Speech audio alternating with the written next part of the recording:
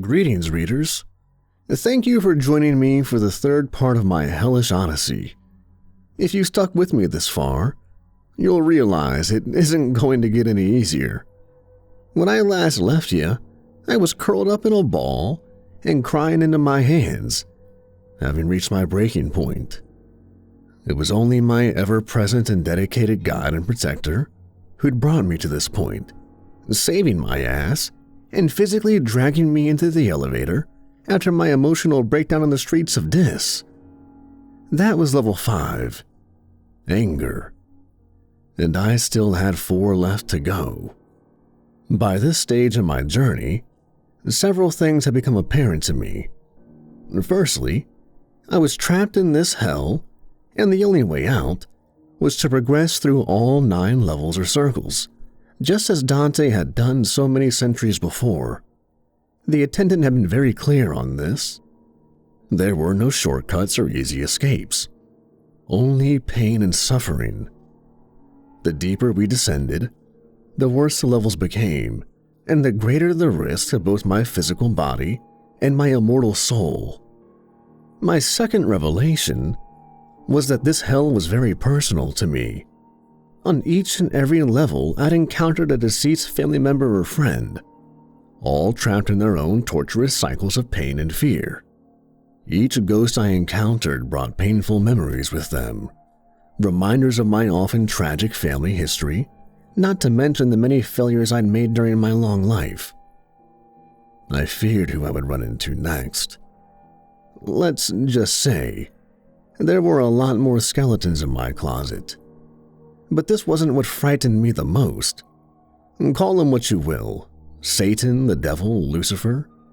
He was real, and very much aware of my presence in his twisted kingdom. True, he hadn't struck me down, yet. This was thanks to the Attendant, my guide and hopefully my savior. I still didn't know who he was or why he'd been assigned the task of guiding me through hell. He'd implied on several occasions that he served the Almighty and was granted some degree of divine protection, but it seemed this shielding was waning the lower we descended. I had little doubt that the devil was merely biding his time, toying with us like a cat would play with a mouse, just waiting for his opportunity to strike the killer blow. I barely had time to compose myself before the elevator hit the next level, and I heard the dreaded ping. But I know that cowering in the corner wasn't an option. The Attendant wouldn't allow it.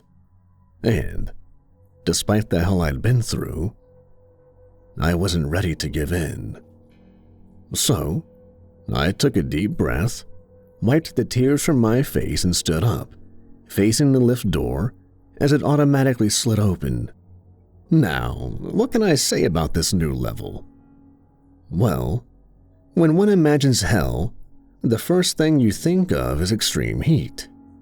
This hadn't been my experience to date, but when the door opened on level 6, it hit me hard. A stifling, unbearable heat that took my breath away. Once I recovered from my initial shock, I looked out on what appeared to be a subterranean tunnel, dark and restricting, illuminated by burning torches affixed to the rocky walls. Level 6. Heresy, the Attendant patiently explained. This hellscape is located within a labyrinth of tunnels and subterranean chambers underneath the unholy city of Dis. This is where the unrighteous burn for all eternity as punishment for their mortal sins. I see, was my response, as I wiped the sweat off my forehead and tried to regulate my breathing, and we walked out into the tunnel. The intense wave of heat only grew worse as we muddled through the dark passageways, and I struggled to keep up as my guide led the way. Thankfully, we didn't wait for long until we reached the tunnel's end, but any small relief I felt disappeared when I observed the hellish underground chamber before us.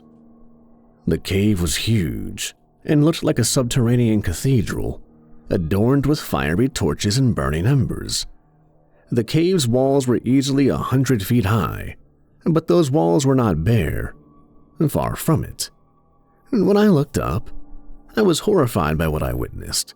Thousands of open tombs encased within the rocks, each containing a body, all strapped into their coffins to prevent them from falling. So many damned souls, all imprisoned in this twisted cathedral, awaiting a fate so horrific I couldn't imagine. I forgot about the stifling heat for a moment as I walked deeper into the chamber, mesmerized as I looked upon 1,000 different faces. At first I thought they were already dead. Their eyes were all closed, and none of them were moving. But suddenly they all came to life, awakening to find themselves trapped in this hell, each one encased in their own personal coffin. They screamed as one, struggling in vain against the restraints and pleading for help from no one in particular. Their pained cries were deafening, forcing me down on my knees as I curled up in a ball and covered my ears. But I couldn't drown out the horrific din. The screams were so intense that I thought my head would explode. But then thankfully it came to an end, as 1,000 damned souls all fell silent. I wondered what hellish force had subdued them, but feared I would find out soon enough. I cautiously looked up to survey the scene and picked out a familiar face from the coffins. A holy man who'd dramatically fallen from grace and had certainly earned his place in hell. I'm sure you'll not be surprised to learn that I was never particularly religious. But there was a brief period during my childhood when I attended a Catholic reform school. I know what you're thinking, and yeah, this was a desperate attempt to put me on the straight and narrow. My stint occurred in my early teens, and during a period when my mother was briefly sober enough to take some parental responsibility. Needless to say, I didn't want to go and was determined to raise hell, planning to get myself kicked out so I could get back to running the streets. So, in all likelihood, I wouldn't have lasted long anyway. But I couldn't have anticipated Father Connelly and the impact he would have on my life. I wasn't surprised to find the old priest here, nor did I feel any sympathy for the bastard. Quite the opposite, in fact. He was one of the bad ones, you see, and hell was where he belonged. I'll admit to a grim satisfaction as I walked over to the entombed prisoner, confronting him face to face after all these years. "Well, well, Father Connelly," I sneered. "How the mighty have fallen. This is quite the place you've retired to." The old priest struggled in pain against his binds, his eyes bulging and face red with rage, as he looked me over with total contempt. "And who the hell are you?" he spat angrily.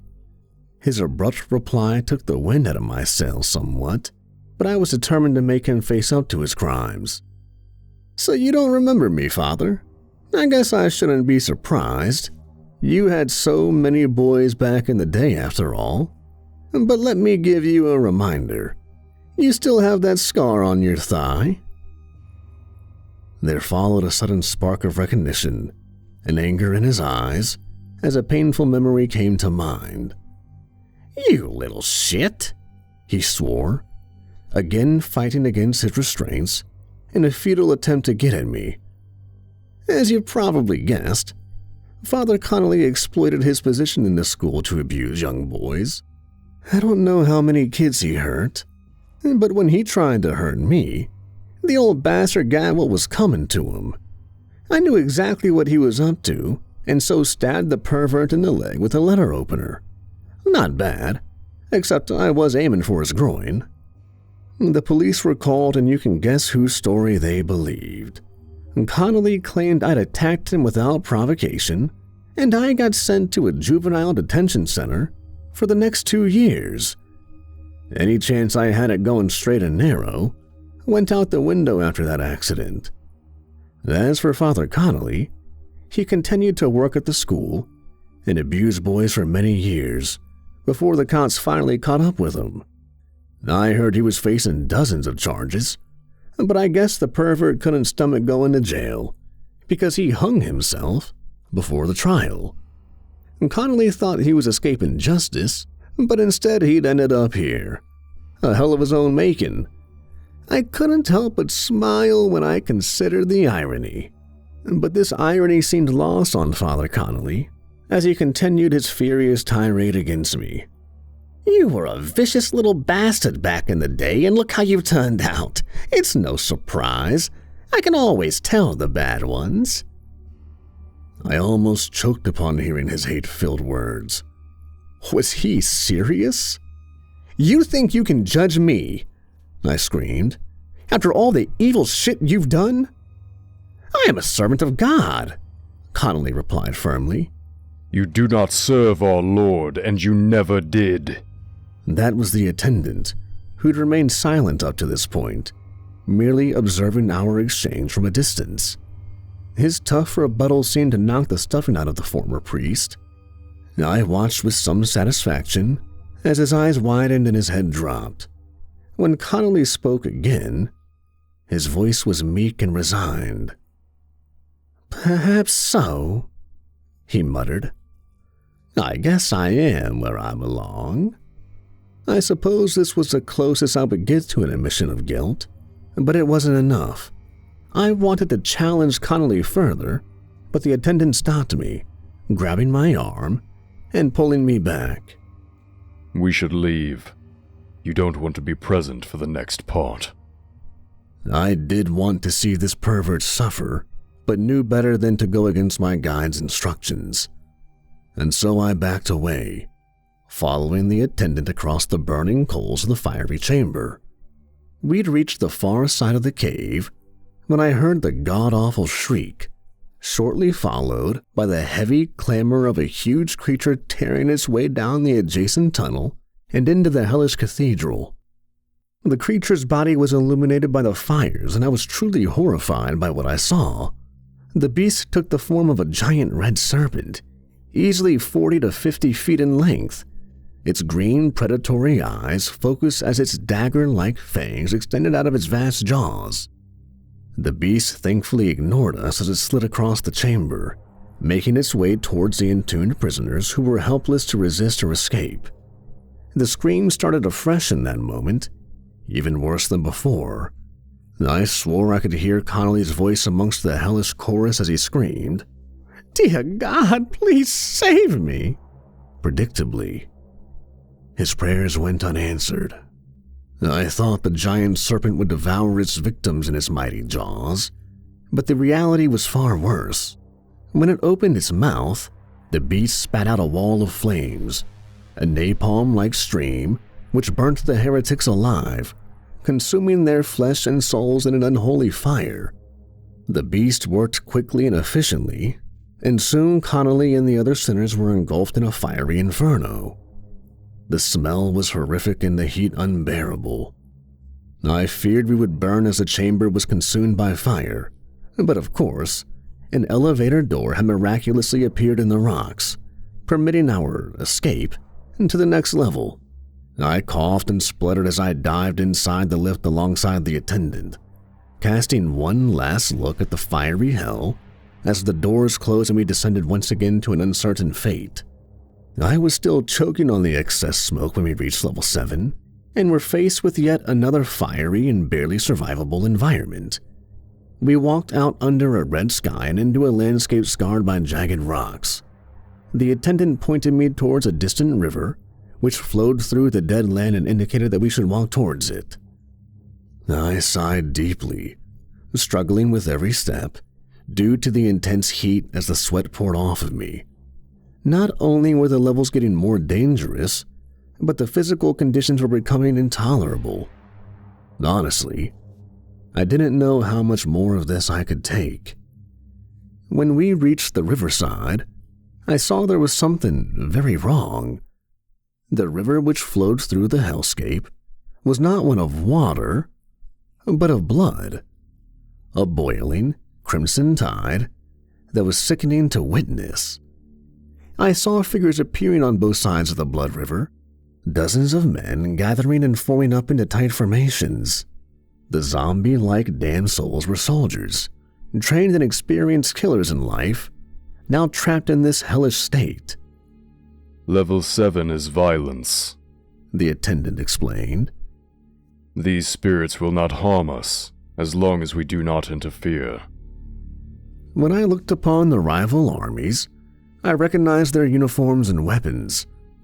On the right side of the river stood a company of SS stormtroopers, clad in black uniforms and steel helmets, the lightning bolt symbol displayed prominently. All were armed with submachine guns or rifles with bayonets affixed. Facing off against them on the left side were Mongolian warriors from the time of the Khans, clad in traditional armor and armed with bows and arrows.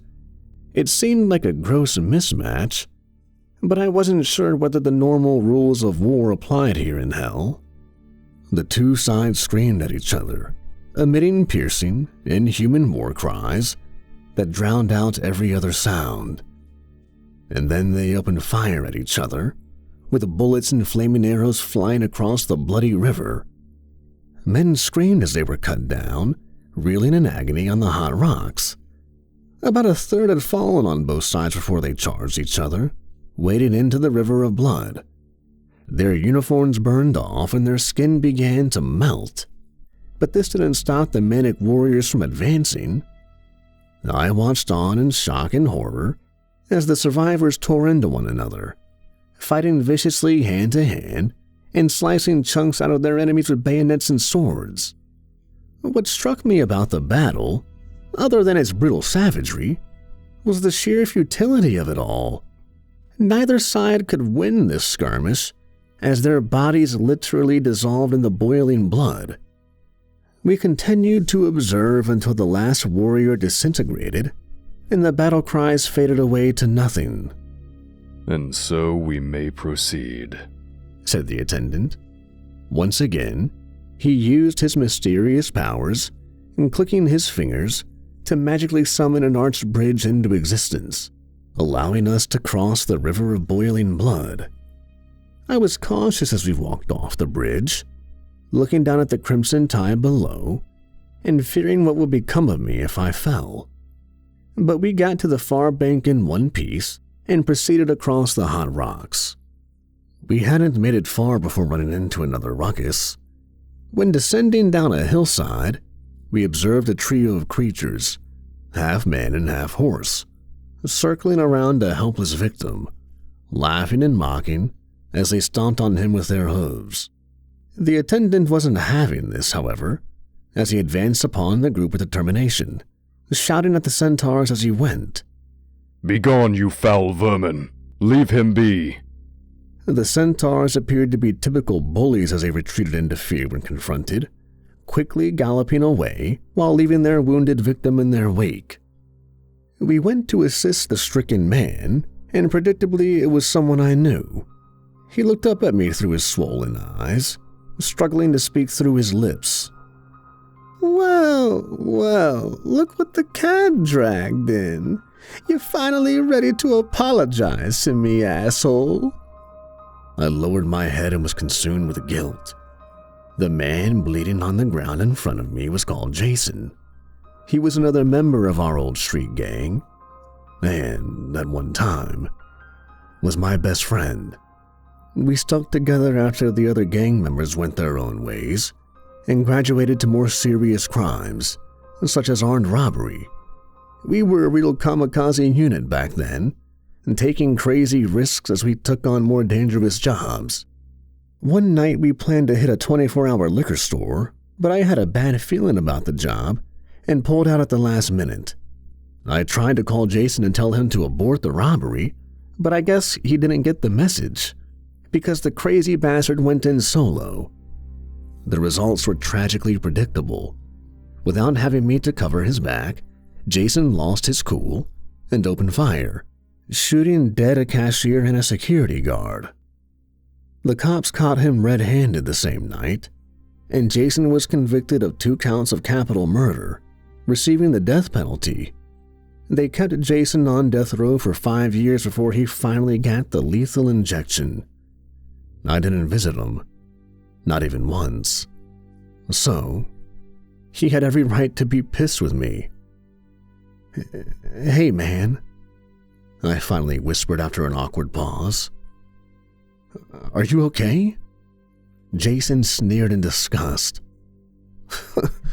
You mean the beating? That's nothing, man. They kick the shit out of me every day, breaking my bones and cracking my skull. And the next morning I'm fully healed, ready for the next beating. Still, I got off easy, so I guess I should thank you and your friend for that. I shook my head and wasn't able to meet my deceased friend's eyes. I'm sorry, Jason. You don't deserve this. Jason tried to shrug his shoulders, but was in too much pain to do so. Well, I did kill 2 people. There's no getting away from that. But if you'd been there to cover my back, the job could have gone down differently. But what really pisses me off is those years I spent on death row. You didn't visit, you didn't even write. What the fuck, man? We used to be tight and you fucking abandoned me. I felt an immense shame because I knew he was right. There were no excuses I could make for abandoning my friend, no matter what he'd done. I'm sorry, man. I guess I felt guilty and couldn't face up to it. I should have come to see you to set things right. Jason smiled through his bleeding lips. It wouldn't have done much good. They'd have given me the needle anyway. Still, I appreciate getting an apology at last. Hey, man, can you help me up? I reached out instinctively to take his hand, forgetting that there was nothing I could do to help him. As soon as our hands touched, his body burnt up and vanished in front of my eyes. I sighed in despair, but was too exhausted to shed a tear. We stood in quiet contemplation for a time, before the air was filled with a familiar, sadistic laughter. I looked up into the red sky and saw a hideous face emerging from the clouds. The gruesome horned head of the demon, eyes red and full of malice and hatred. The devil. I'd almost forgotten about Satan, but should have realized he was still watching, enjoying our suffering and growing ever stronger as we grew weaker. He opened his gaping maw to reveal rows of shark-like teeth and called out in a booming voice which carried across the void. Welcome to violence, my friends. Now, let's have some fun. I turned around to look upon my guide, noting the fear in his bulging eyes. A moment later, the ground beneath our feet began to shake, throwing both of us off of our feet. The powerful earthquake only increased in intensity as the rocky surface cracked open, exposing us to the dark void below. I screamed in terror and looked to my guide for help, but I saw him falling into the gap like a helpless rag doll. I tried to get back on my feet, but couldn't stand as the ground collapsed around me, and I fell into the void, crying out as the darkness took me. I awoke lying in the dirt, looking up to find myself in the middle of a dark forest. My limbs ached as I adjusted my eyes and pulled myself up, surveying my new environment. The sinister woods reminded me of the first level, Limbo. It seemed like an eternity since I'd visited there. For a brief moment, I dared to hope that we were near the end, but my optimism was misplaced. I searched in the darkness for my guide, discovering him lying face down in the dirt. This was disconcerting, to say the least, as I sensed his strength was waning. I shook the old man awake and helped him to his feet, noticing how frail and exhausted he now appeared. Thank you, he responded. Where are we? I inquired, my hope now fading. We are still on level 7, answered the attendant. Regrettably, violence contains 3 sublevels. This is the second. He paused briefly, cautiously surveying the tree line as if expecting an attack at any moment. We must proceed with extreme caution from here on in. Lucifer's power is growing, and he now has the ability to physically harm us. His words chilled me, but were no surprise. I sensed that I would need to take more responsibility as we went forward. My guide couldn't always be there to save me. We advanced slowly under the darkened canopies, and, as always, I had the uncomfortable feeling that we were being watched. I could hear the agonizing cries of the damned from all around us, a hellish chorus of pain, fear, and misery. And there was another sound, too, one of distant shrieking creatures, cackling and snarling while circling somewhere above the trees. I dreaded to think what monstrosities were emitting these hideous cries. The screaming of the damned grew ever louder the deeper we walked into the forest. At first, I thought the cries came from disembodied spirits, but then I made a horrifying discovery. The trees and bushes were alive, with twisted human faces embedded within the barks and foliage, their mouths emitting the blood-curdling screams. "My God!" I exclaimed in horror. "Yes," the attendant confirmed. "We bear witness to the punishment of this sublevel. Souls transformed into trees and plants, unable to move or escape their tormentors." I felt ill as we continued our hellish march, and the awful din filled my ears. I couldn't bear to look upon the tormented faces. Their pain was too much. I lowered my head and tried to plow through, but then a familiar voice called out to me, stopping me dead in my tracks. I hesitantly turned my head to face the small tree opposite me and saw the face embedded within the bark, tears rolling from its eyes and its mouth opening and closing as the tormented soul called out my name. My stomach turned as the bad memories flooded back. The trapped soul was that of my ex-girlfriend, Rachel, a troubled young lady who'd met a tragic end. I met Rachel in my early 20s, and we began a passionate but chaotic relationship soon after. I was a career criminal by this point in my life, a hard man, and unholy terror on the streets. Rachel's upbringing was similar to my own, unstable and frequently violent. She was beautiful, sexy, and, on the surface at least, as tough as nails, but there was also a vulnerability to her. In truth, Rachel was emotionally unstable and prone to violent outbursts. She also had substance abuse problems, and looking back, I guess Rachel had a lot in common with my late mother. A psychologist could probably have a field day with that information, but I didn't see it at the time. Our relationship was volatile, to say the least. If we weren't screwing each other's brains out, we ended up tearing chunks out of each other. I couldn't give her the stability that she needed. And in truth, my behavior probably hastened her mental deterioration. Therefore, I can't help but feel guilt over what happened. Rachel had a son from a previous relationship.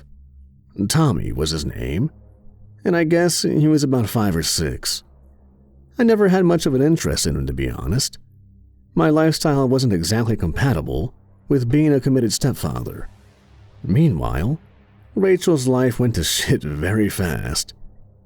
We'd split up after a massive fight, and she hadn't taken it well, hitting the booze hard.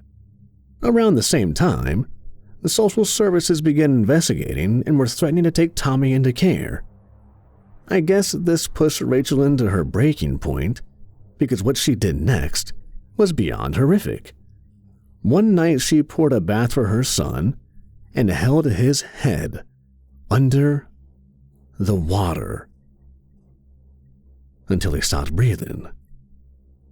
Next, she downed a lethal combination of vodka and sleeping pills before calling 911. By the time the cops and paramedics arrived, they were both dead. The deaths were ruled as a murder-suicide of the worst kind. A mother who killed her own child before ending her life. I guess Rachel thought that would be the end of it, but she hadn't anticipated an eternal damnation in this hellscape. I reluctantly walked closer to the tree containing Rachel's soul, putting my ear next to her mouth in an attempt to hear her words. But it was no good. I reckon the torment she'd suffered must have driven Rachel insane, and her cries were nothing but incoherent nonsense. I still felt some sympathy for my ex-girlfriend in spite of her terrible crimes, and so I reached out to touch the bark, hoping that her physical presence would disintegrate into ash. But it didn't. I stepped back upon hearing the awful shrieks from above, as winged creatures dove through the canopy and tore at the tree's leaves, branches, and bark with sharp fangs and claws. When I looked closer at the winged monsters, I saw they were the same red-scaled harpies I'd observed on the walls of Dis, flying demons which took pleasure in inflicting misery and terror. And Rachel felt the pain as the harpies tore into the tree which had replaced her physical body, as if every branch that was broken off was like losing a limb. Her screams were horrific and I couldn't bear to watch. The attendant touched me gently on the shoulder, whispering in my ear, "There's nothing we can do. We must move on. Every moment we spend here places us in greater danger." I turned around to see a new elevator sitting and waiting in the middle of the woods, the door already opened. I cast one last glance back at the terrible scene, seeing the ravenous harpies ripping the trees to shreds, the demons cackling cruelly as Rachel screamed in terror and agony. I shed a tear for her before following my guide into the lift, feeling relief as the doors slammed shut and the hellish den thankfully ended. The third level of violence was undoubtedly the worst yet. When the doors slid open, we were faced with the seemingly endless desert of red sands, and from the dark clouds above poured out what looked like a rain of fire, with spitting flames falling against the hot sands. I took one last look at this latest hellscape and turned to my long-suffering guide in disgust, practically shouting in his ear, "We can't cross that. We'll never make it." The attendant shook his head in resignation, the light from his eyes fading as he sighed. "Alas, we must. The environment will be difficult, and we will experience pain. But our time here is only temporary. Think of the damned souls trapped here for all eternity. A terrible punishment, regardless of the sins they committed in the mortal world." The attendant stepped out first, and I reluctantly followed. But as soon as I exited the lift, my feet burnt under the hot sands and the fiery raindrops hit my head and face, burning my head and skin. Somehow I found the strength to go on, taking the attendant's hand and helping him across the inhospitable desert. As we walked, I saw other figures around us, all semi-naked and struggling to differing degrees. Some were still standing, although I could tell their bare feet were burning with every step. Others had given up altogether, falling face down into the sand. But there was no respite for the damned as they continued to scream in agony, their flesh burning fiercely and their minds driven to madness. The attendant was right. Our pain and misery was nothing compared to what the damned were suffering. But when I looked down, I saw a man I recognized, and any sympathy I might have felt disappeared. "Damn you, you son of a bitch," I swore, resisting the urge to laugh out loud.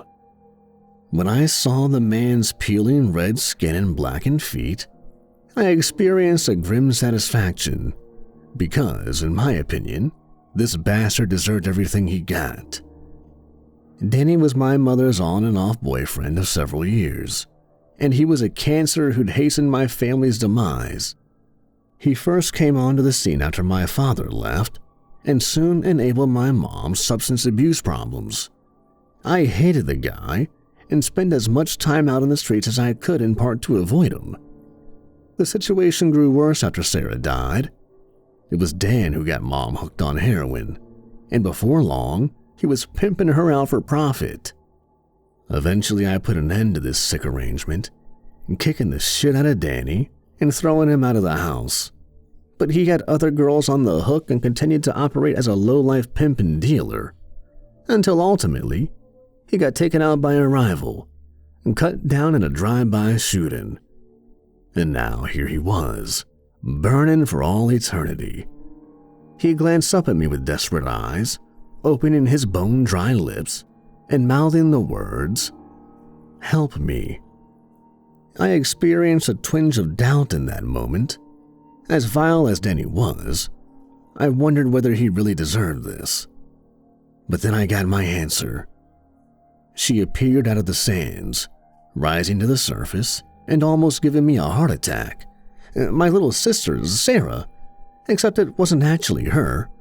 Sure, this entity took my sister's physical form, but when I looked into her once innocent eyes, I saw something evil. She moved towards Danny, but kept her eyes focused on me, and I couldn't look away, no matter how much I wanted to. Danny turned his head, his eyes filling with terror when he saw her approach. "Oh, God!" he cried, falling to his knees in submission. I was horrified to witness the entity masquerading as Sarah physically grow as it approached, transforming from a little girl into a monster, easily 12 feet tall. Her eyes were pure black, like those of a shark, and her jaw opened wide, revealing a gaping dark hole. And when she spoke, her voice was inhuman and terrifying. "You were my big brother. I trusted you." And she was talking to me, of course, and her words were like a dagger through my heart. "You know what he did to me," she added, pointing her huge finger towards the wretched Danny. "In your heart, you always known. All those nights you were out on the streets and Mom was strung out on drugs. That's when he came to my room, when I was alone in my bed, scared and helpless." I shook my head and angry tears ran down my cheeks. "No, I don't believe it. This is a trick." But deep down, I knew she was telling the truth. I let my sister down, leaving her alone with this monster. I glared with fury at Danny, now sniveling pathetically as he pleaded for mercy. The rage inside of me was overwhelming. I stepped forward, determined to rip this son of a bitch limb from limb. But Sarah, or whatever the hell she really was, acted first. I watched on in horror as her jaw dislocated and opened up to an enormous size. The creature that emerged no longer bore any resemblance to my sister, and instead reminded me of a giant snake, like an anaconda. Danny screamed as the monster attacked, her jaws so wide that she could swallow his head whole. Danny's now muffled screams continued, and he squirmed as the beast slowly but surely devoured him until there was nothing left. And suddenly, the bloated snake transformed once again, its shape and body changing into that of a man. Except it wasn't a man, not really. The figure that now stood in the sands was Lucifer himself, the Lord of Hell, here to taunt us again. Or perhaps he planned to end me once and for all. At this point, I hardly even cared. This latest revelation about my sister's suffering had nearly broken me. The devil smiled cruelly as he mocked us openly. "Well, my friends, hasn't this been fun? I think we've learned a thing or two about our so-called hero, haven't we?" In that moment, my anger overcame my fear as I screamed at Satan with pure rage. "Screw you," I swore. The devil simply laughed. His hate-filled eyes filled up with a malicious glee.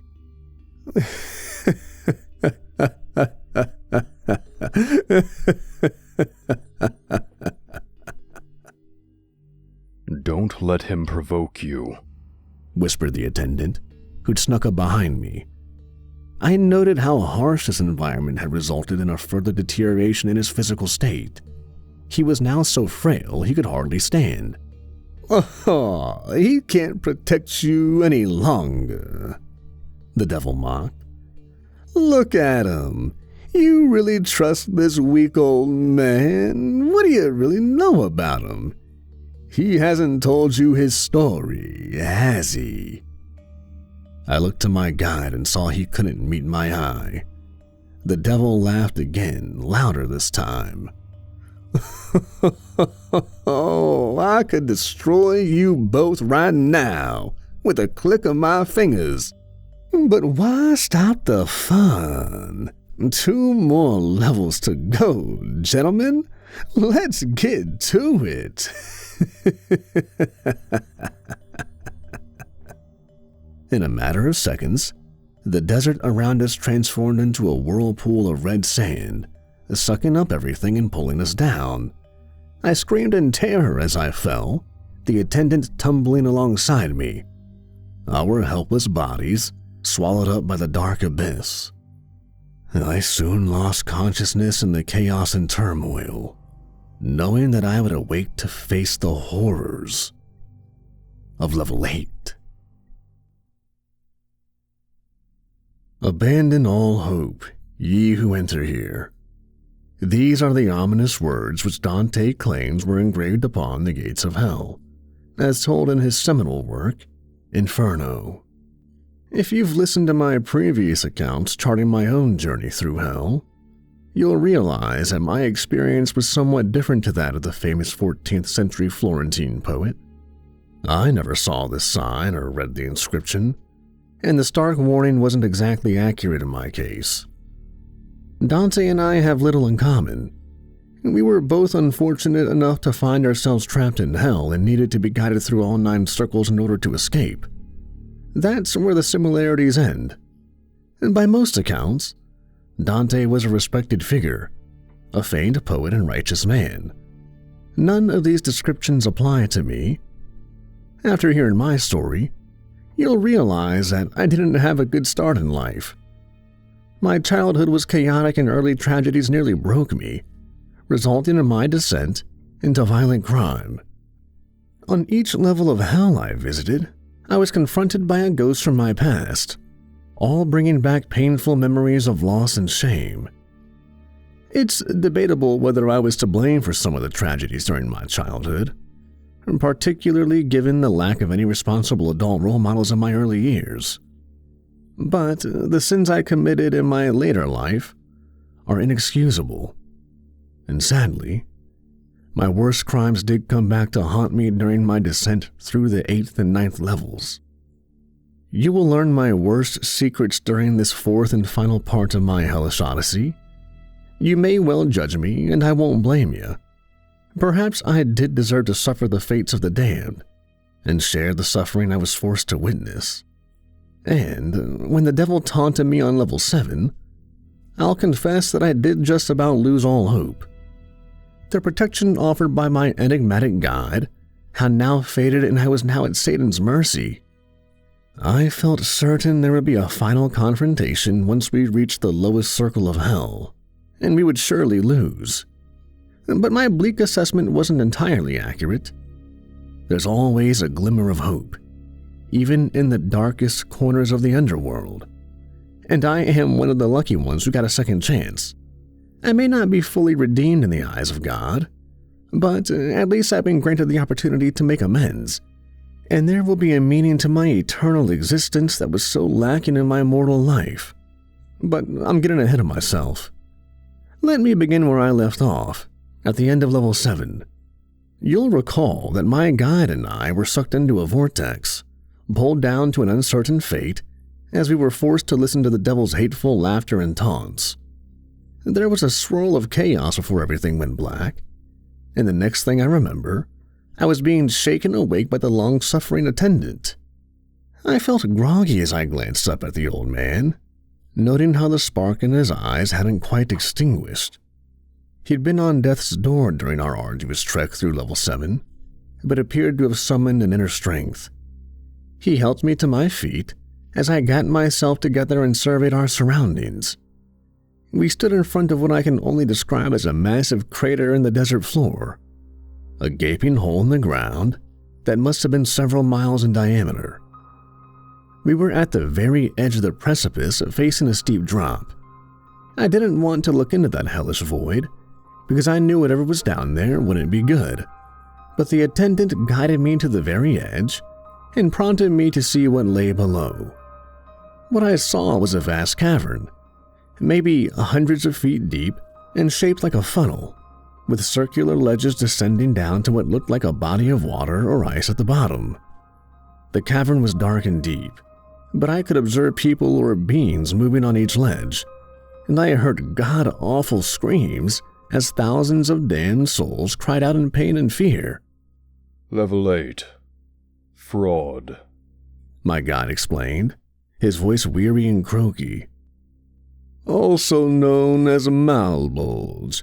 It consists of 10 bulges or ditches, each holding a separate class of sinner and administering a unique form of punishment.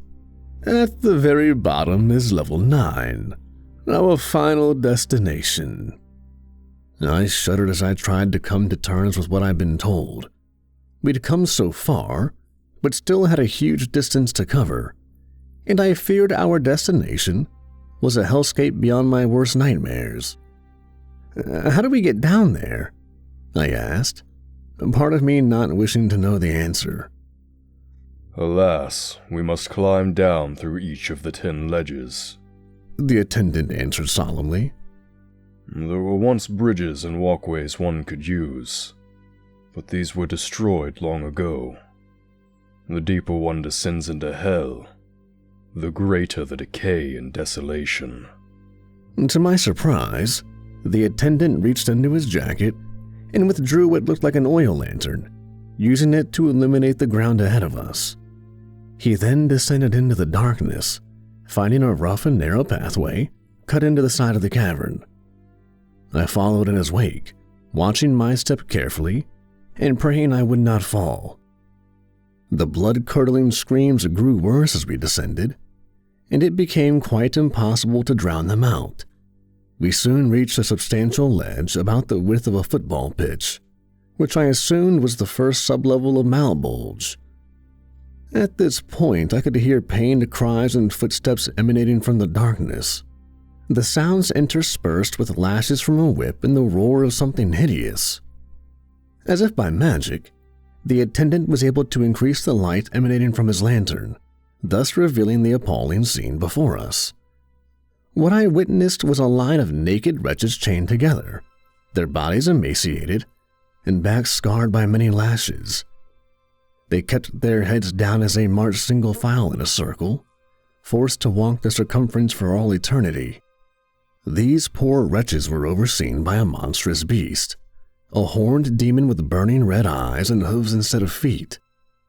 The demon was easily 20 feet tall, and he roared like a lion as he stomped down the line, using a huge barbed whip to mercilessly beat his victims and force them to keep moving.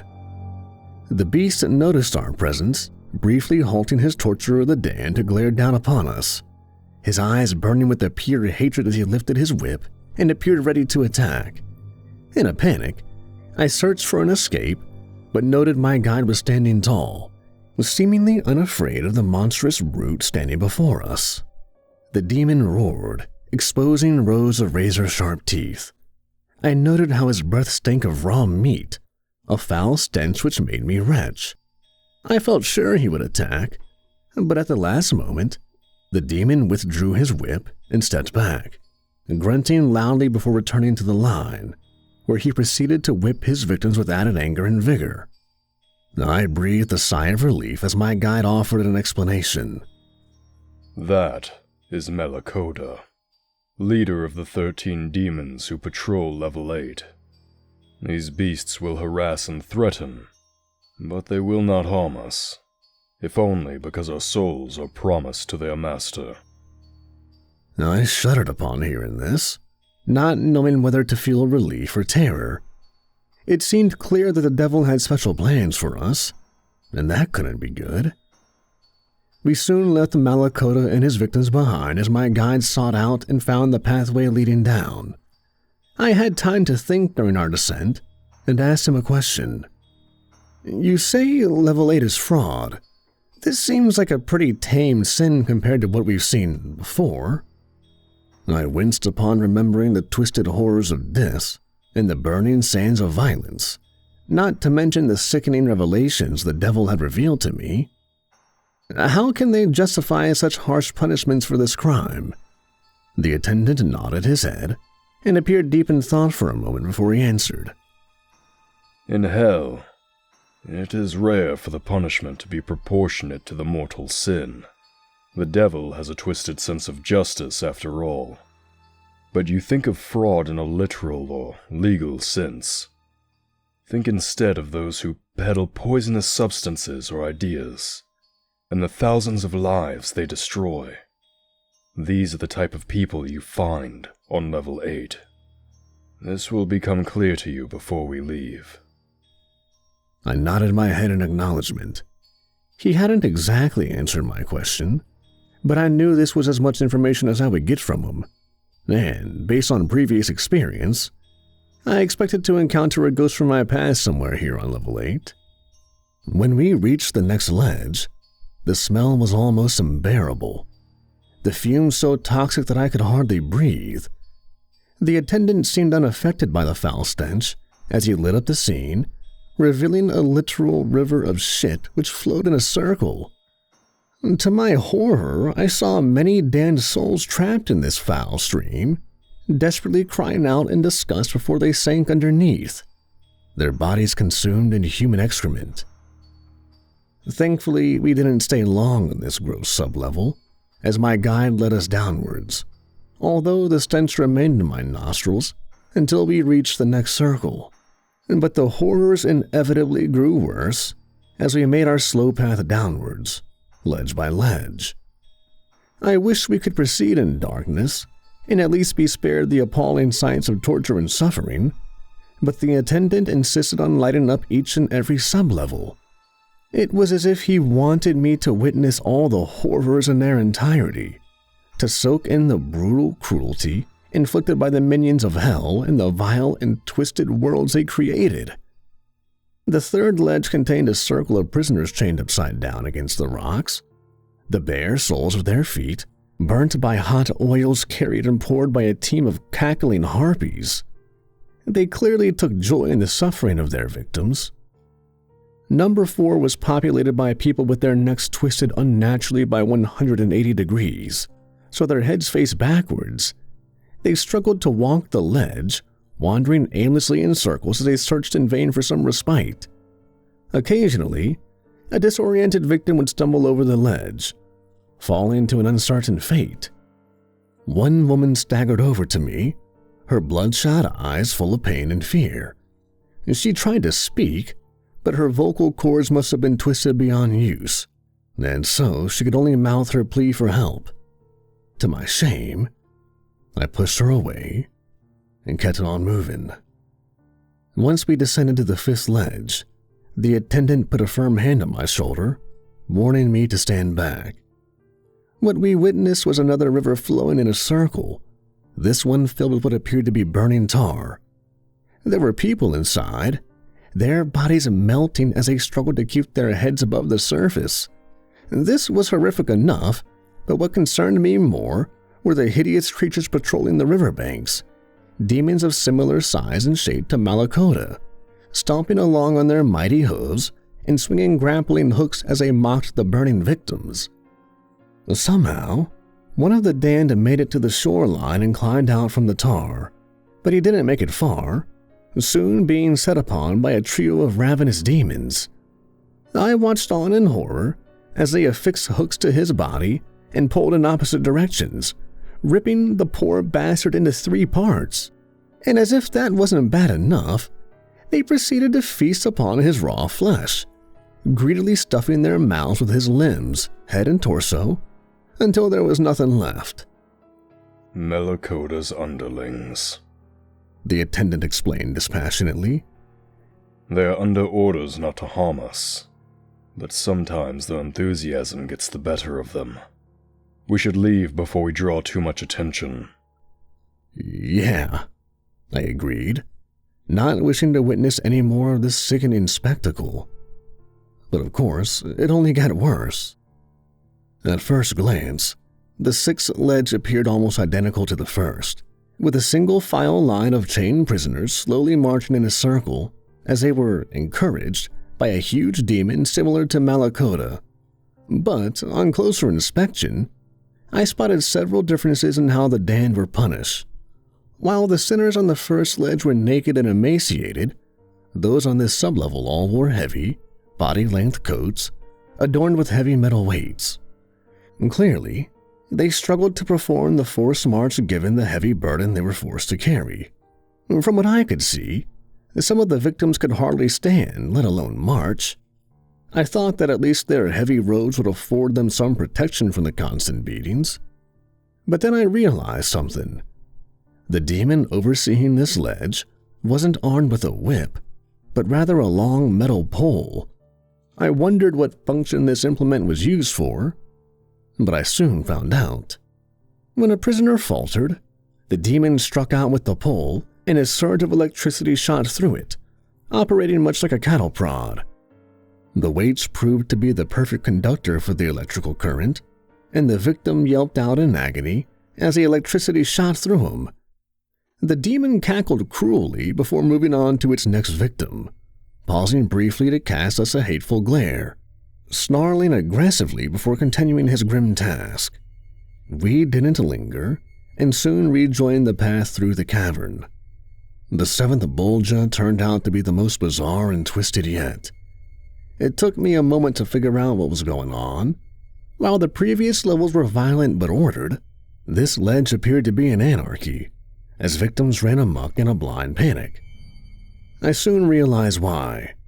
Hundreds, perhaps thousands of bright red snakes were slithering across the rocks, attacking every damned soul they could reach, leaping up and biting exposed skin, their venomous fangs plunging deep into their victims' flesh. The damned screamed out in pain as they were bitten, but that wasn't the worst of it, because within seconds of being bitten, these wretches began to physically transform, their flabby skin turning into hard scales, their limbs inexplicably disappearing, and their heads transforming into those of serpents. Before long, all had morphed into grotesque monstrosities, half human and half snake. And so, they joined their former attackers, slithering aimlessly across the rocks. There was no escape for the victims other than to jump off the ledge. I'd seen this happen before on the previous ledges, and wondered what happened to those who fell. I suspected it was nothing good. I was so transfixed with watching the horrific scene that I almost missed the coming attack. I heard an ominous hissing and looked down to see a snake rapidly approaching. Its dark eyes focused upon me, and its fangs extended, ready to bite. I found myself frozen in fear, unable to shift from the spot as the assault played out in slow motion. But thankfully, my god and protector was on the ball as he leaped forward and trampled the snake under his boot before reaching out and slapping its spine with a single movement. "Foul creatures," he said, while briefly examining the body before tossing it away. "Treacherous and full of venom, much like the souls condemned to this ledge. We should go." I was impressed by the attendant's swift actions, particularly given how weak he seemed back in the Seventh Circle. Still, I couldn't shake my concerns about my enigmatic guide. He didn't seem to have inherited a new burst of life, but had rather tapped into a last reserve of strength, one that would surely run out. Then there were the seeds of doubt planted in my head by the devil. Who was the attendant, really? What was his story and motivation? I really didn't know anything about him, not even his name. But on the other hand, I had no idea what lay ahead, and so didn't think it was an option to go solo. Therefore, I continued to follow the path he led me down. There was no need for the lantern on the eighth Bolgia, as the entire ledge was lit up by bright flames.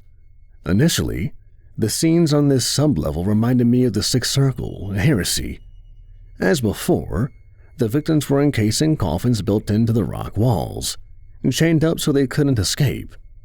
On Heresy, the damned were incinerated by a fire-breathing dragon. This wasn't the case here, as the flames emerged from inside the individual coffins, like a form of spontaneous combustion. But the punishment seemed far worse than before, because the victim's agony was extended well beyond what should have been physically possible. They burned like lumps of coal, their bodies taking an eternity to disintegrate into ash, and the poor bastards were conscious through it all, their awful screams filling the air as my nostrils were filled with the foul stench of burning flesh. I didn't even ask what these people had done to deserve such a terrible fate. Frankly, I didn't want to know. We'd been lucky up to this point, observing the punishments and tortures inflicted upon others, whilst escaping unscathed. But our luck ran out on the 9th Bolgia. When we walked out onto the ledge, we witnessed a familiar sight. A line of downtrodden and beaten sinners, chained together and walking in an endless circle around the precipice. The difference on this sublevel was that the sinners all had terrible wounds, deep cuts in their skin and chunks of their flesh cut off. I soon saw the beast who'd inflicted these grievous wounds, yet another horned and hoofed demon, standing at over 15 feet in height and brandishing a flaming sword at least the length of a man, which he used to inflict terrible injuries upon his victims, striking out and slicing them like they were slabs of meat. But no matter how hard a victim was hit and how severe their wounds, they kept on moving, at most emitting a pained cry and stumbling before rejoining the circle and continuing their futile march. At first, the scene appeared to be nothing more than another sickening sight to add to the menagerie of torture and suffering we'd already witnessed, but the situation soon took a turn for the worse. The sword-wielding demon soon spotted us and reacted with rage to our presence in his realm. I watched with concern as his eyes burned with fury and he roared, advancing upon us with his sword raised. I remembered what the attendant had said, that the demons on this level wouldn't harm us, because we were promised to their master. But clearly this son of a bitch hadn't gotten the memo. He charged at us, roaring louder as he swung his mighty sword. As always, the attendant stepped forward, showing no fear, as he stood his ground and confronted his attacker. I was sure he'd pull something out of the bag at the last moment and produce some magic trick to halt the demon's attack, but his luck ran out. The demon sliced downwards with his sword, seeking to cut his victim in half. Unfortunately, the attendant moved at the last possible second, falling backwards as the sword came down. I don't know what came over me in that moment, but I experienced a surge of adrenaline as I rushed forward, putting myself between the attacker and his victim. I glared up at the beast, meeting his hateful gaze and screaming out in defiant anger, "Leave him alone, you ugly son of a bitch!" I didn't expect my rash words to do any good, but surprisingly the demon seemed shaken by them. His eyes widened and his sword dropped, and he snarled at me before retreating, returning to his work and tormenting the trapped souls. I couldn't believe my ruse had worked, and so stood there in astonishment for a moment, before the attendant's pained groans brought me back to reality. Running back, I kneeled down to be by his side and examine his wounds.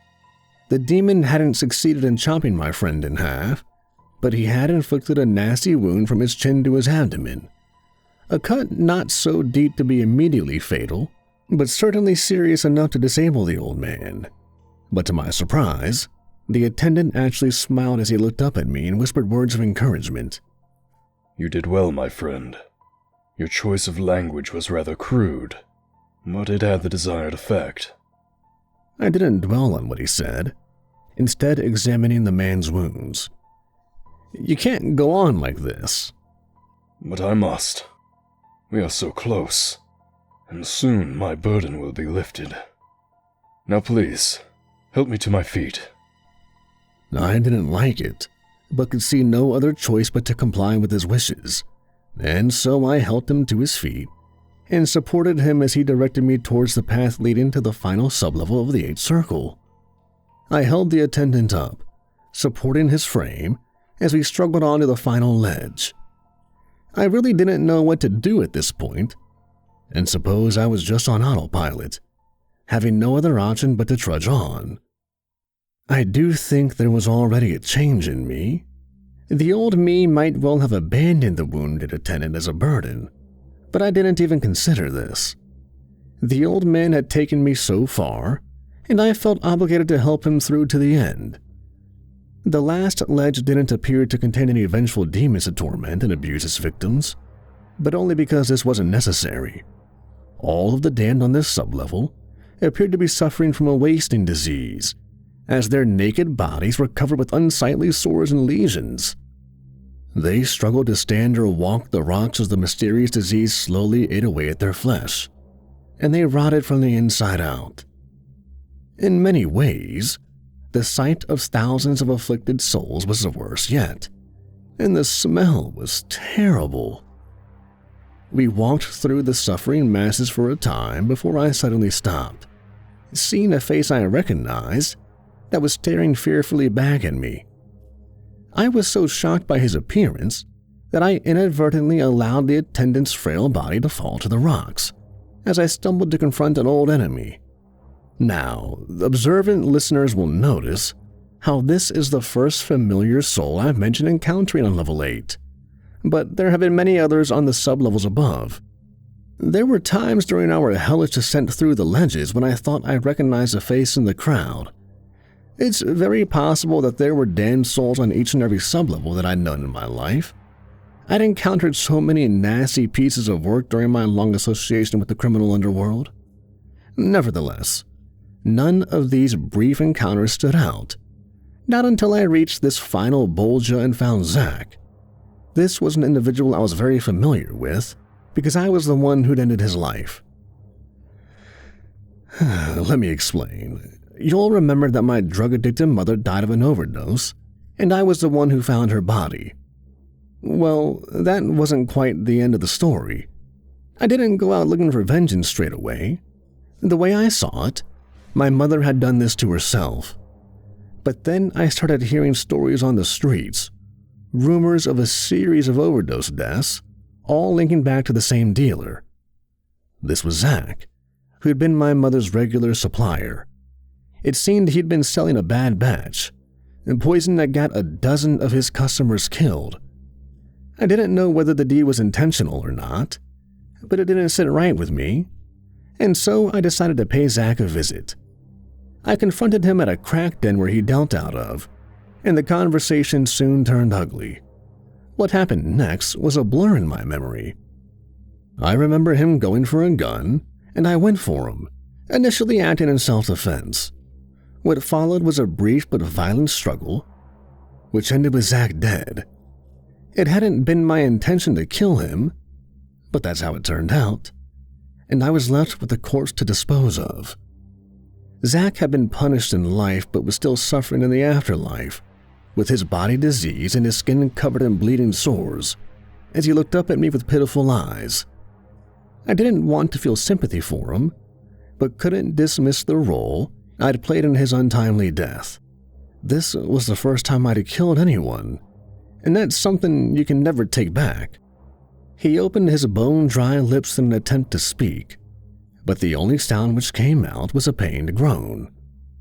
I overcame my disgust and reached out to touch him, hoping his body would disintegrate into ash, as had been the case in my previous encounters.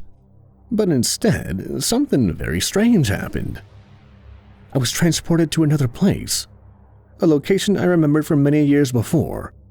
The squalid, dirty apartment was exactly how I recalled, right down to the stench of decay and desperation.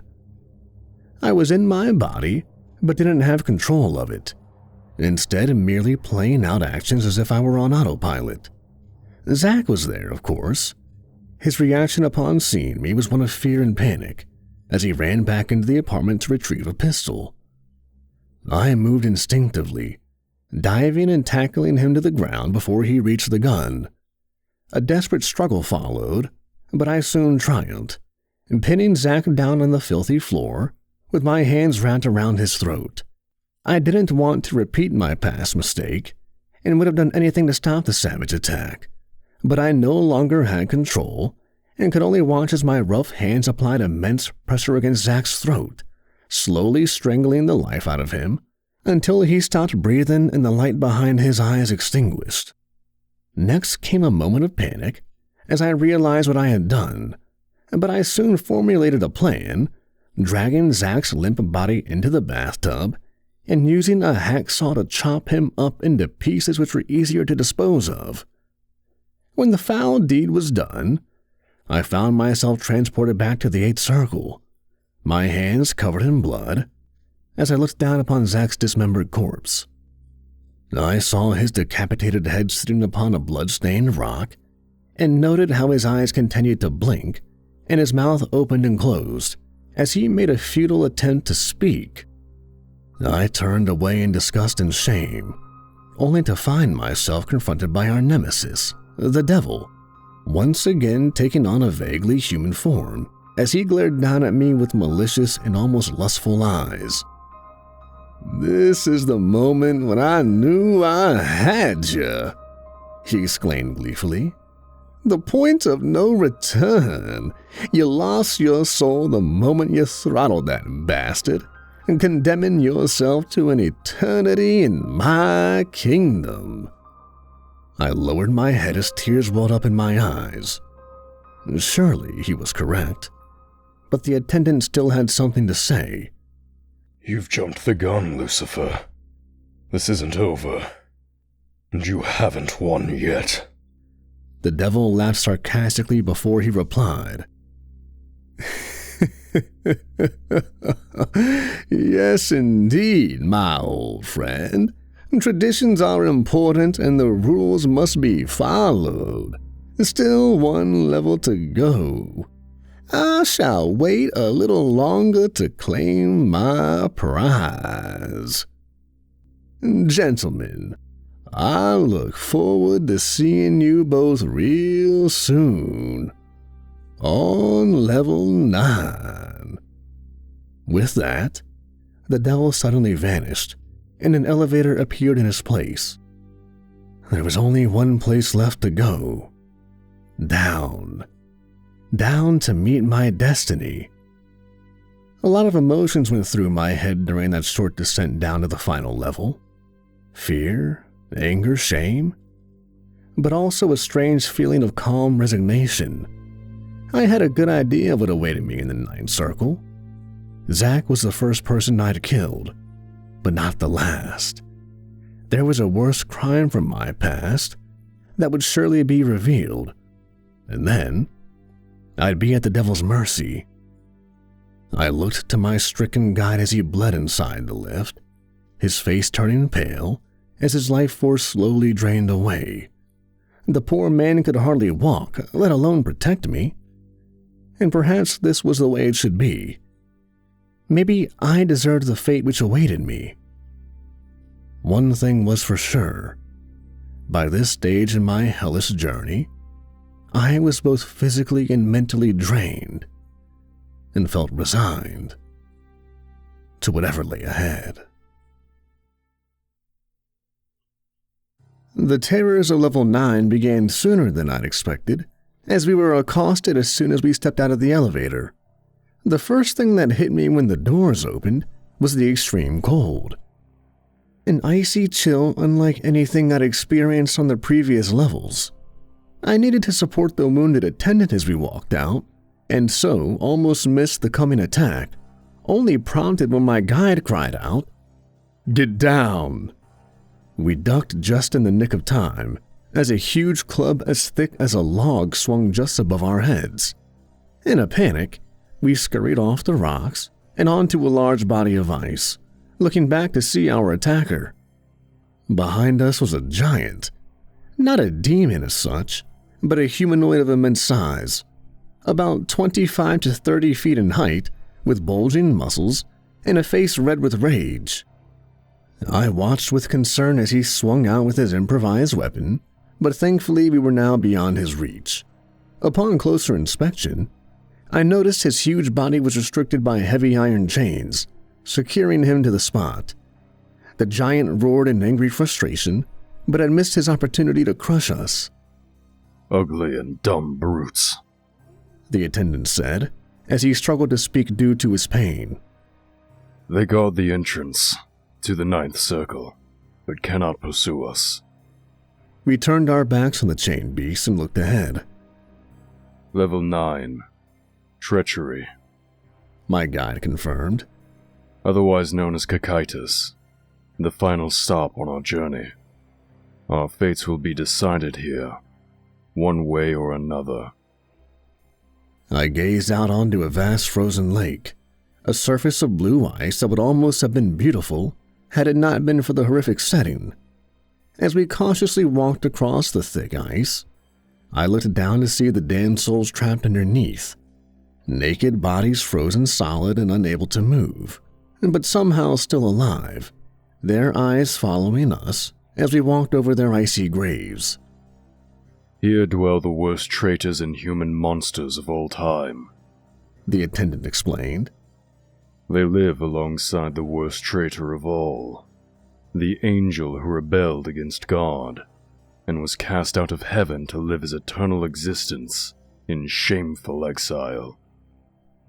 I didn't need to ask who he was referring to, but the Lord of Hell wasn't quite ready to see me.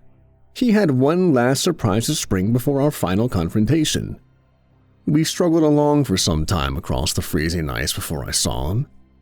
At a distance, I could see an elderly man with white hair, a cruel smile, and piercing eyes. Only his head and shoulders were visible, as the rest of his body was below the ice, meaning he couldn't move from his frozen tomb.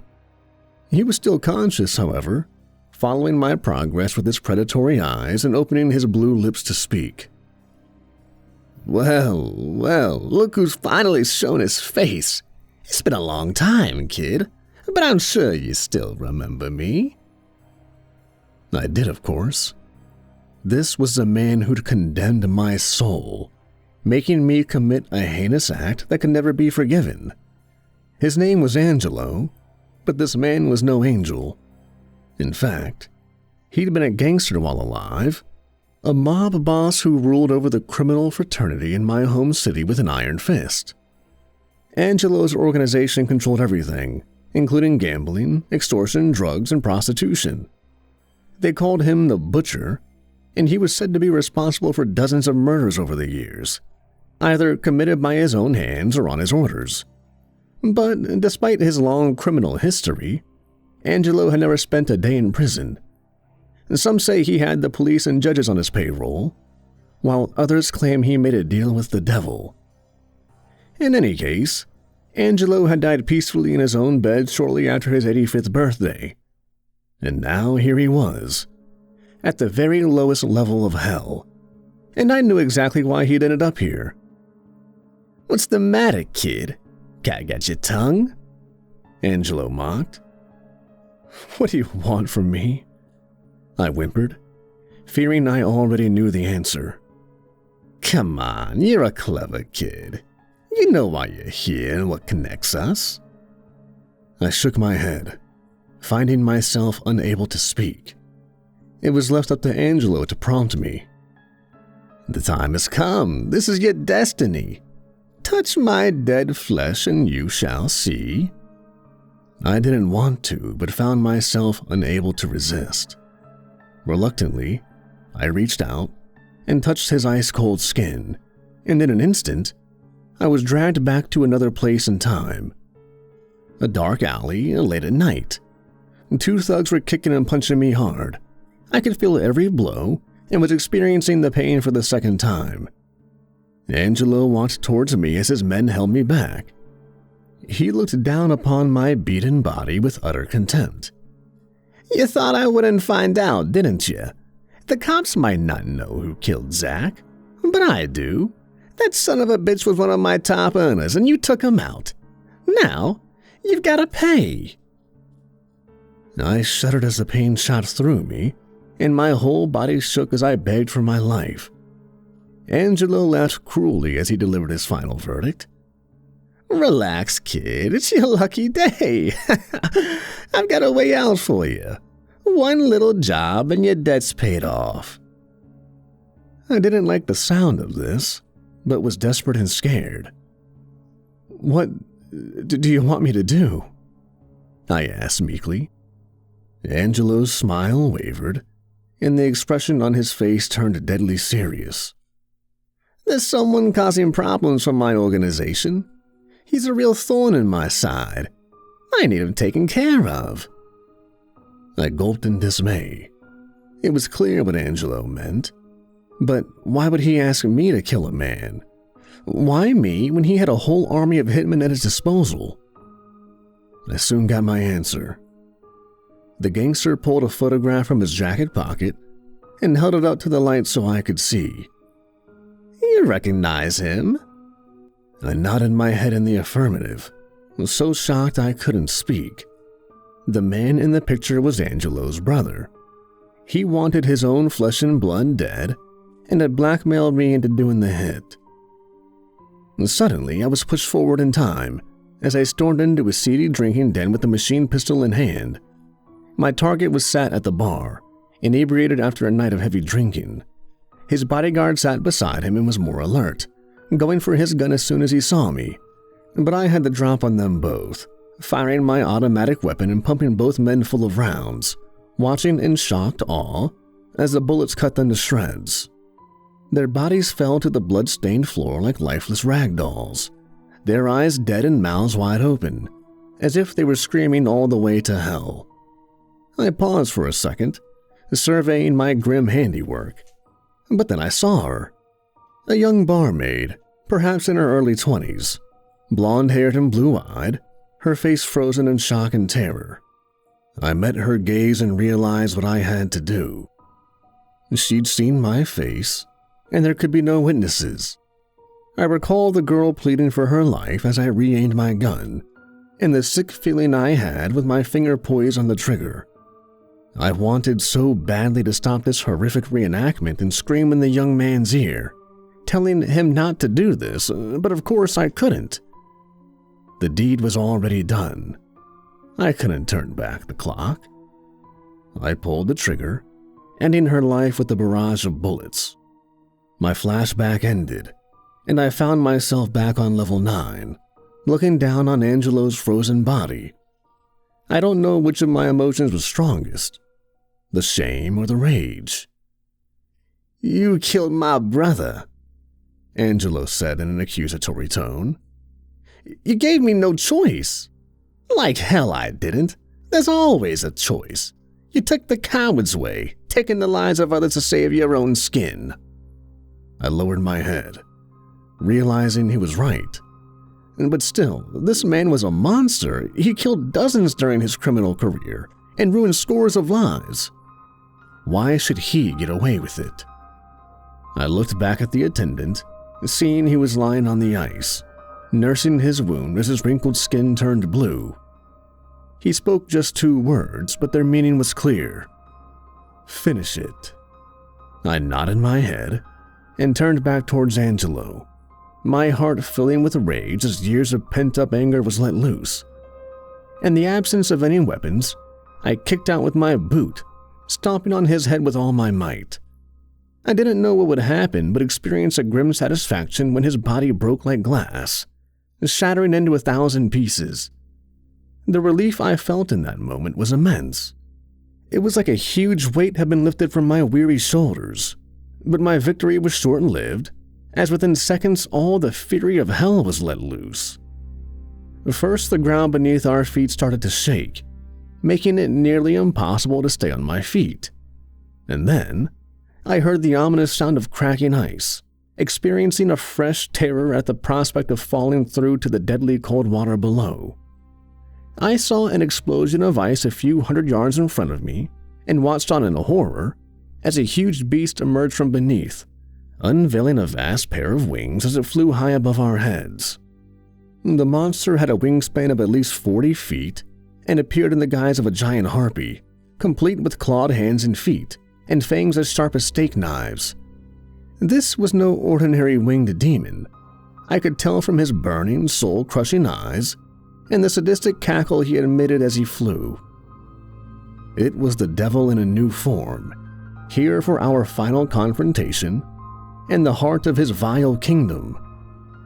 I didn't attempt to run or hide as the winged beast approached, soaring through the cold air and heading straight for me.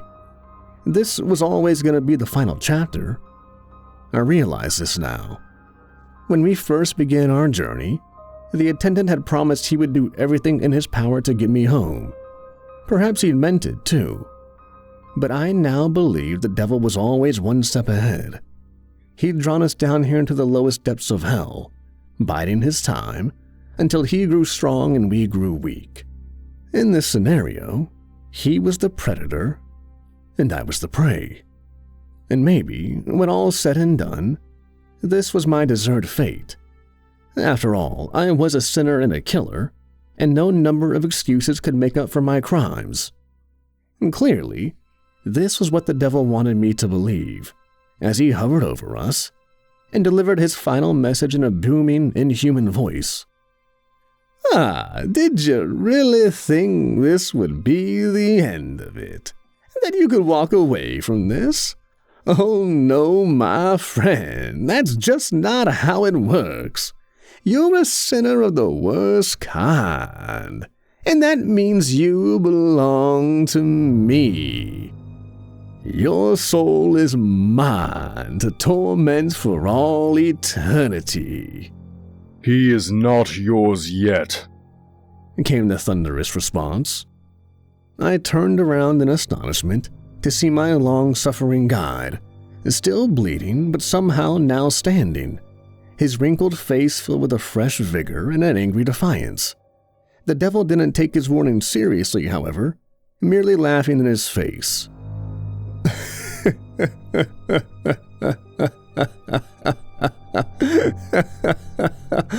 Oh, you old fool, haven't you learned your lesson yet? You have no power here. Just look at yourself, such a pathetic old man. I shall deal with you first, before taking possession of my prize. With that, he dove down in attack mode, gunning for the attendant. I don't know why, but in that moment I experienced an unprecedented surge of bravery as I placed my body between the stricken attendant and his winged attacker. The devil looked down at me with scorn, striking me so hard that my body slid across the ice. "I'll deal with you later," he exclaimed, before once again turning his attention towards the attendant. I lay on the ice, still winded from the blow, and unable to intervene as Satan swooped down and grabbed hold of my guide with his sharp claws, digging them into his vulnerable flesh as he ascended. I saw him glare into the attendant's eyes, savoring his enemy's suffering before he delivered the killing blow. But just as it seemed that all hope was lost, something extraordinary happened. My attention was drawn upwards by a heavy clapping that sounded like thunder. I looked past the 10 ledges we had just negotiated and up to the surface, wondering what the hell was going on. A moment later, there was a blinding light that forced me to look away, and there followed the lightning strike, more powerful and intense than anything I'd ever seen. A huge bolt struck the attendant head-on, using him like a human electric rod. The lightning strike wasn't a one-off, however, as a powerful current surged through my guide's limp body. He served as an unlikely conductor, the electricity passing through him and into the devil, who still held my friend aloft. Next, I heard a piercing shriek of pain from the devil's mouth and looked on in astonishment as his hands burned and he began to transform back into his human form. With that, Satan continued to scream, I guess from a combination of pain and humiliation, and he beat a hasty retreat, running back across the ice and leaping into the hole from which he'd emerged, diving into the frozen depths as he made good his escape. I was left flabbergasted by this sudden turn of events, but soon recovered enough to run to the attendant's aid, finding him lying on the ice where the devil had dropped him. As I approached, I saw my friend was in a bad way, his frail body broken, and his spirit nearly extinguished. I took his cold hand and tried to revive him with words of encouragement. "You did it, old-timer. You beat the bastard on his own turf." The attendant glanced up at me with exhaustion as he struggled to speak. I did nothing. I was merely a vessel for God's power. The devil has no answers when faced with the Lord's divine strength. Now, there is only one more task for me to complete before I move on to a different place. I must fulfill my promise to you. But I don't understand. There are still so many unanswered questions, I exclaimed in frustration. The attendant smiled thinly in spite of his pain. You once asked who I was during my mortal life. The truth is, I was once just like you. A sinner of the worst kind. But I was given a second chance, just like you have been. I shook my head, gripping the attendant's hand tighter as I asked the obvious question. But why me? Why should I be shown mercy when so many others continue to suffer? The old man surprised me by emitting a muffled laugh. You think you're being shown mercy? Far from it. When your time comes, you shall take over my role, guiding sinners through the 9 levels, witnessing unspeakable acts of cruelty, and fighting an endless battle against Lucifer which you cannot win. Believe me, this is a punishment, not a reward. He paused, unable to finish his sentence as he coughed up blood. The time has come. Remember what I told you. Those were his last words, as he stared into my eyes with an uncharacteristic emotion. I stifled a tear and muttered just 2 words in reply. Thank you. There followed a bright light which blinded me, and I came to in the back of an ambulance, with a paramedic applying a defibrillator to my chest. I was back from the dead, unceremoniously returned to the mortal plane. But the news was far from good. They took me to a hospital where the doctors ran a series of tests. My MRI scan showed that I have an inoperable brain tumor, and they've given me 6 months to live. And so, that's that. I know I'm going to die soon, but find myself in the unique position of knowing what will happen to me after. But after all the shit I've done in my life, I kind of like the idea of having a purpose in the next world. I want to help lost souls find their way, just like the attendant did for me. So, why am I telling you all this? Well, if you've led a sinful life like mine, there's a good chance you'll find yourself on the wrong side of the afterlife.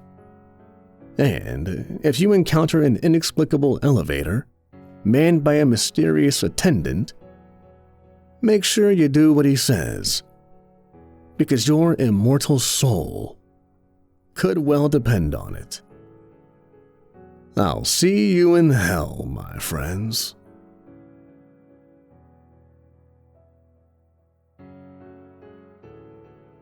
Hey everybody, Nightmares Nightly here. If you made it this far, I want to thank you for listening. I also want to thank CreepySpaghet for his incredible work and lending his voice as the attendant. Please check his channel in the description down below. I also want to thank Woundlicker for this awesome story, who also has more stories on the channel as well. I'd also like to thank Ashley, Slashya, and Zarin Ray for supporting me on Patreon. And if you'd like to support me over there as well, I'll leave a link in the description down below. And as always, thanks for listening, everybody.